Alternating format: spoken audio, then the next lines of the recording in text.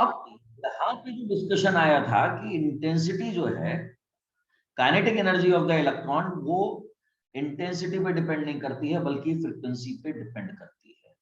आपने कल एक ग्राफ प्लॉट किया था,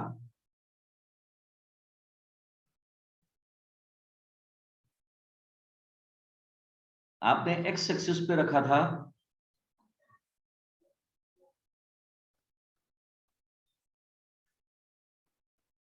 यहां पर आपने रखा था पोटेंशियल, और वाई एक्सिस पे आपने रखा था करंट। और जब आपने ग्राफ प्लॉट किया तो दो फ्रीक्वेंसी लेके चले, एक ये थी, सेकंड फ्रीक्वेंसी का ग्राफ ये था, ये न्यू 1, ये न्यू 2, ये V01, ये V02, कहिए ठीक है, याद है? यहां हमने कहा था कि on increasing frequency stopping potential also increases.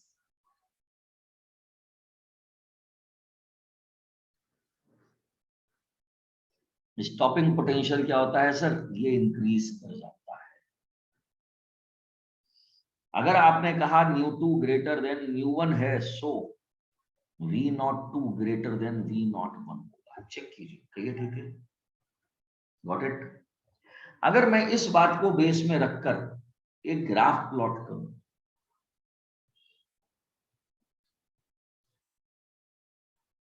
Frequency stopping potential,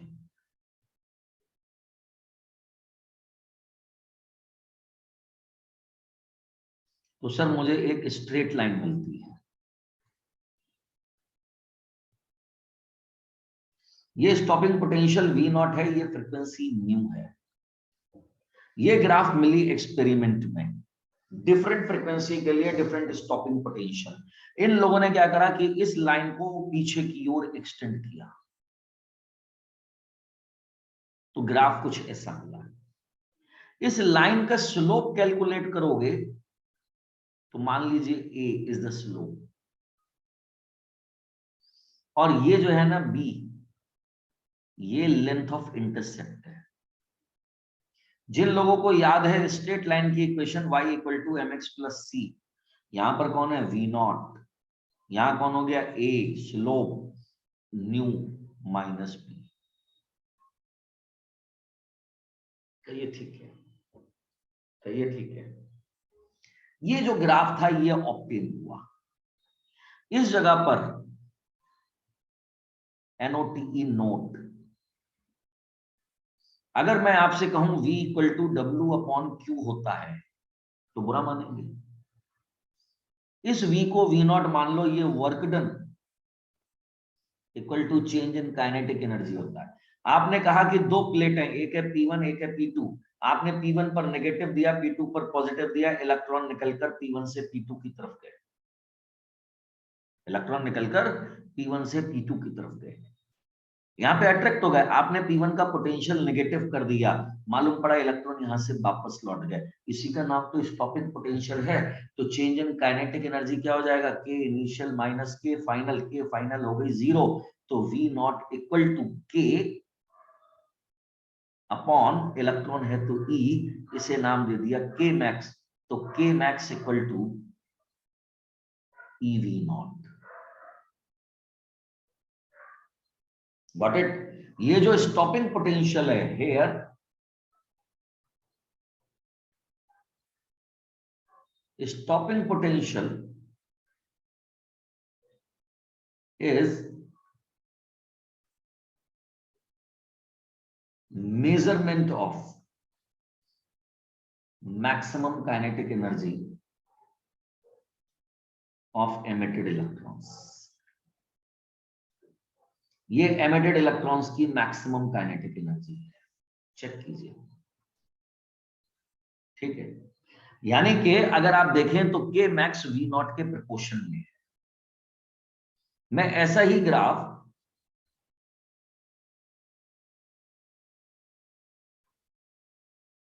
frequency versus maximum kinetic energy में भी प्लॉट कर सकता हूं। ये जो ग्राफ आएगा ना, ये स्ट्रेट लाइन नहीं होगी। फिर से क्यों?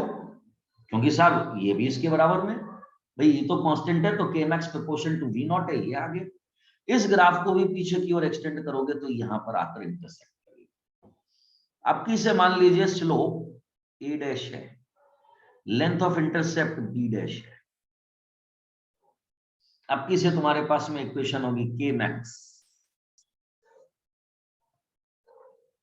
Max equal to A dash nu, ये फ्रीक्वेंसी है nu, minus B dash. Check कीजिए।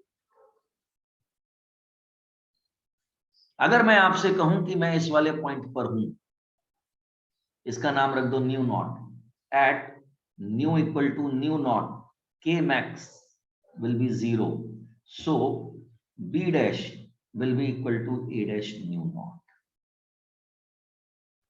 चेक कीजिए। Anyone is having the doubt in this, please say. Rate of emission of photoelectrons is directly proportional to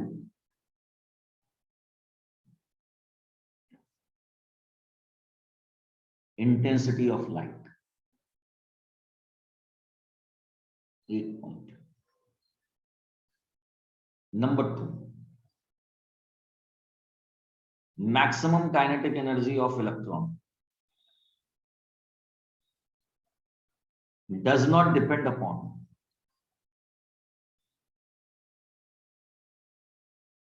frequency, but it depends upon, sorry, it does not depend upon intensity,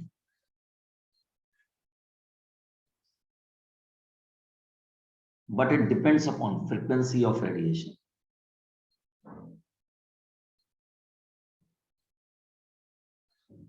Third point, incident frequency is less than a certain amount, then no photoelectron will emit from the surface.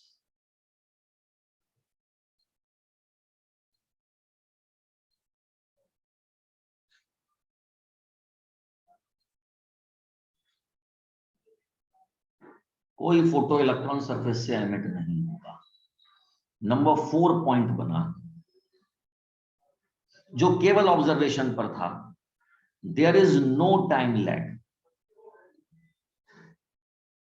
Time lag का मतलब time delay in incidence of radiation and emission of electron.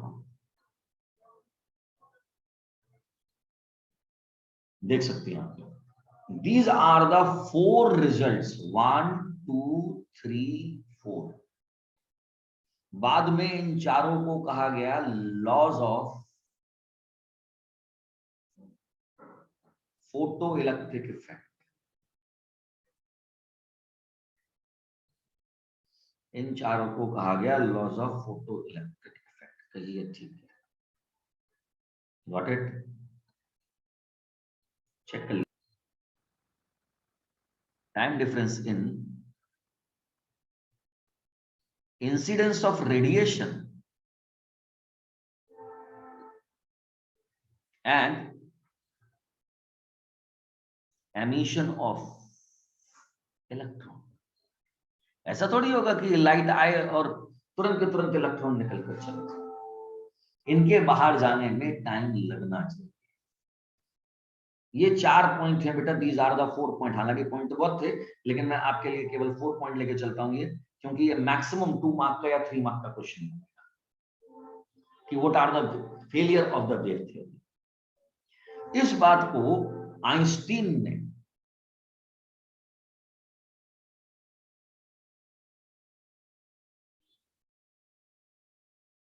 Einstein's theory of photoelectric effect.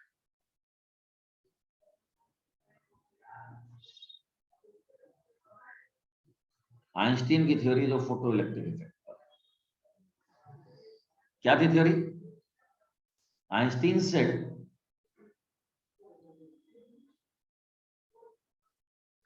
flow of radiation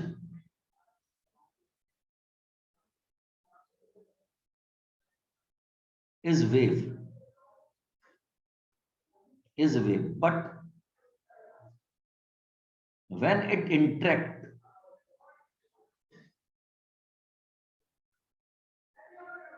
with matter,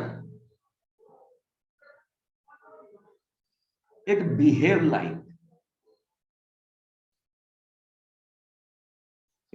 like a particle of energy E equal to h nu. When this photon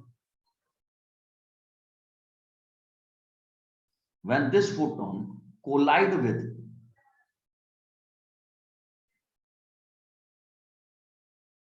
electron, then it is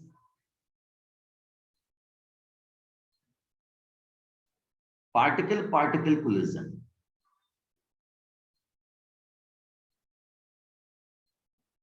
Then it is particle-particle collision. So, photon transfer its total energy to any one electron.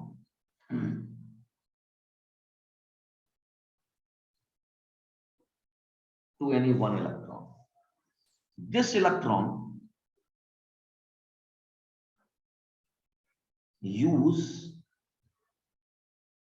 this energy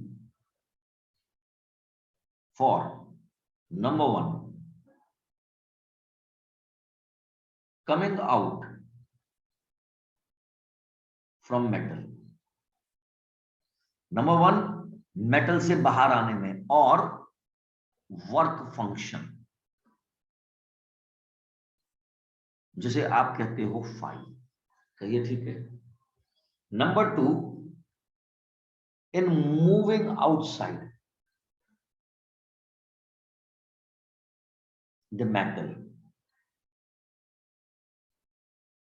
that is kinetic energy.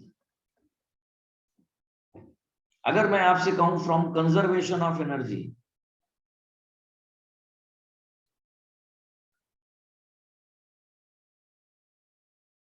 क्या होती है conservation of energy? Input energy must be equal to output, H nu must be equal to K max plus 5। Check कीजिएगा, check कीजिएगा।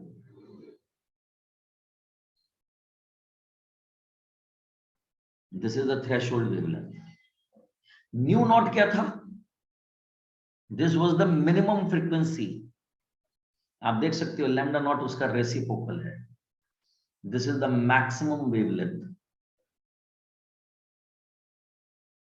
Up to which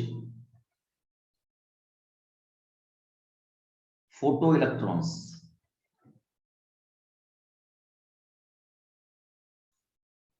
can be emitted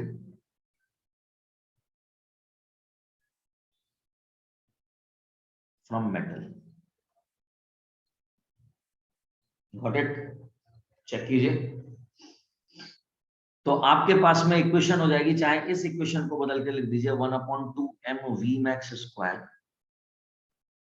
equal to h c 1/λ minus 1/λ।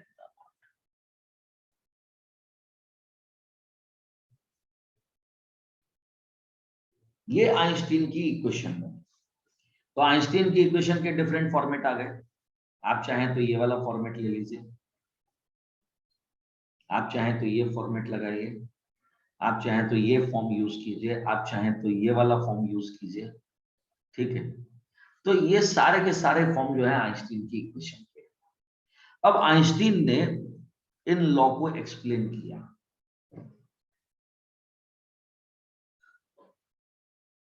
Explanation of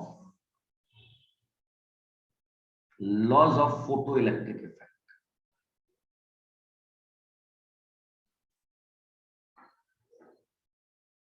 ये chapter बेटा लाल खत्म होने वाला है। NCERT में ये चैप्टर कंबाइन है, ठीक है, लेकिन साइड बुक्स में ये अलग अलग है।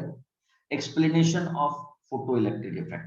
अब आइंस्टीन ने जो माना वो पता क्या माना, कि लाइट जिस समय मैटर से इंटरेक्ट करती है वो पार्टिकल होती है जिसको आप ई एनर्जी एच में बोलते हैं। इन्होंने क्या कहा इस सिचुएशन में, number one, intensity,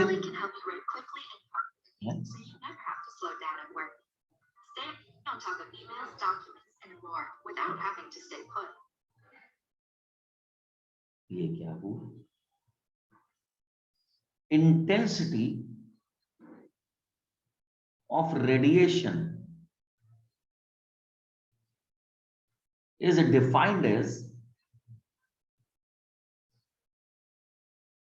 number of photons passing from unit area in unit time। आप देख सकते हो इंटेंसिटी की डेफिनेशन जो यहां थी वो बदल गई, energy upon area into time. यहां से इंटेंसिटी की इक्वेशन चेंज हो रही है बेटा, देख लीजिए क्या आ गई इंटेंसिटी।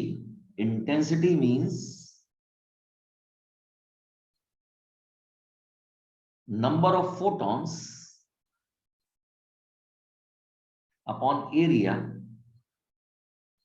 Into time. अब आइंस्टीन ने कहा कि एक फोटॉन अपनी एनर्जी किसी एक इलेक्ट्रॉन को देता है, तो greater the number of the photons, so greater the number of photons greater will be emission of electron।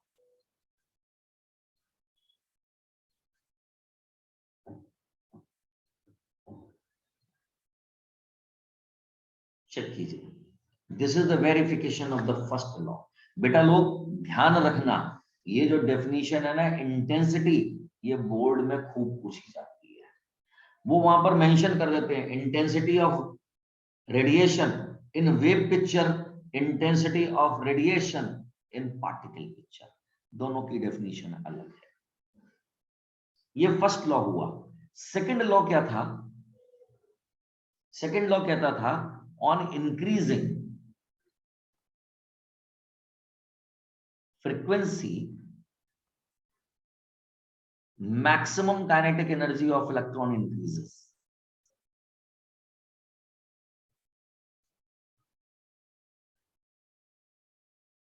यानी कि आपने लिखा था K max equal to H nu minus nu not.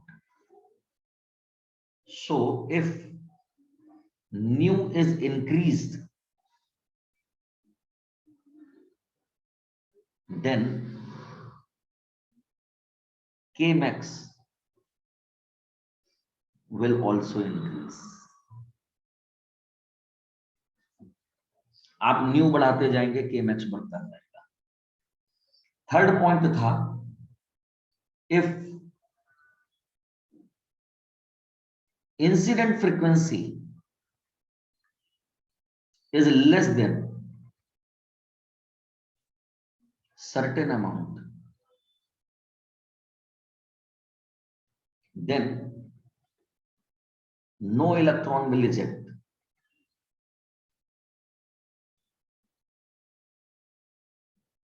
कोई इलेक्ट्रॉन इजेक्ट नहीं होगा from K max equal to H new minus nu not. If nu is lesser than nu naught, kmax will be negative, which is not possible. यानी कि कोई भी ऐसी frequency जो new not से कम होगी उस पर इलेक्ट्रॉन एमिट नहीं होगा. Number 4, time difference between between incidence of light and emission of electron is 10 to the power minus 9 second, which is very less. देखो मीटिंग ओवर हो रही है, किसी को इतने में कोई डाउट हो तो बताओ मुझे जल्दी से. Anyone?